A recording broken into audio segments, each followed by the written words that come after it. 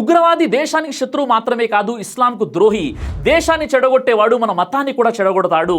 యువతను తప్పుదోవ పట్టించేవారు శైతాన్ యొక్క ఏజెంట్లు. భారతదేశంలో కానీ ప్రపంచంలో కానీ ఉగ్రవాదం వల్ల ముస్లింలే ఎక్కువ బాధపడుతున్నారు. ప్రతి అటాక్ తర్వాత నింద మనకే, అవమానం మనకే. అందుకే మనమే ముందుకు రావాలి, మనమే ఉగ్రవాదానికి వ్యతిరేకంగా పోరాడాలి. ఉగ్రవాదం ఇస్లాం కాదు, అమాయకుల రక్తం కార్చేవాడు అసలు ముస్లిమే కాదు.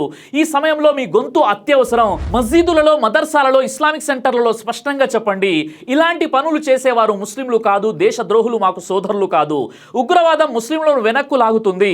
మన దేశం సురక్షితమైతేనే మన ఈమాన్ సురక్షితం, మన భవిష్యత్తు సురక్షితం. ఉగ్రవాదులకు సపోర్టుగా మాట్లాడేవాడు కూడా ఉగ్రవాదియే. ఉగ్రవాదులు చనిపోతే ఎవరు వెళ్ళకండి, వారి శవాలను ఖబరస్థానుకు రానియకండి, వారికి న్యాయ సహాయం కూడా చేయకండి. ప్రవక్త ముహమ్మద్ సల్లల్లాహు అలైహి వసల్లం వారు ఇలా చెప్పారు, ఎక్కడైనా దౌర్జన్యం కనిపిస్తే చేతితో ఆపండి, చేతితో కాకపోతే నోటితో ఆపండి, నోటితో కాకపోతే హృదయంలో ద్వేషించండి. దౌర్జన్యాన్ని తప్పకుండా అడ్డుకోవడం ఈమాన్లో భాగం. దేశ రక్షణ అంటే మత రక్షణ, దేశ భద్రత అంటే కుటుంబ భద్రత, దేశం అభివృద్ధి అంటే మన భవిష్యత్తు అభివృద్ధి. ఈ ఉద్యమంలో మత పెద్దలు, యువత, మహిళలు, నాయకులు అందరూ చేరాలి. అన్ని జమాతులు ఒకటిగా నిలబడితేనే మన సమాజం మీద ఉన్న చెడు భావం పోతుంది. ఎక్కడో ఫలస్తీన్లో దౌర్జన్యం జరిగితే మనం అంతా కలిసి నిలబడ్డాం.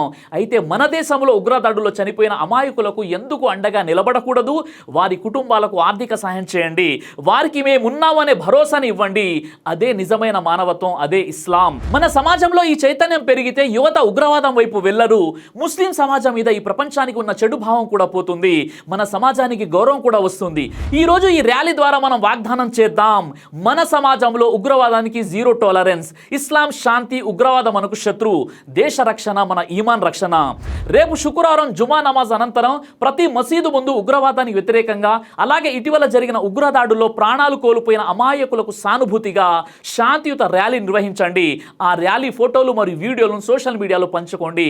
ఇస్లాం శాంతికి ప్రతీక, ఉగ్రవాదానికి పూర్తి వ్యతిరేకం. ఈ సందేశం ప్రపంచానికి వినిపిద్దాం. జై హింద్.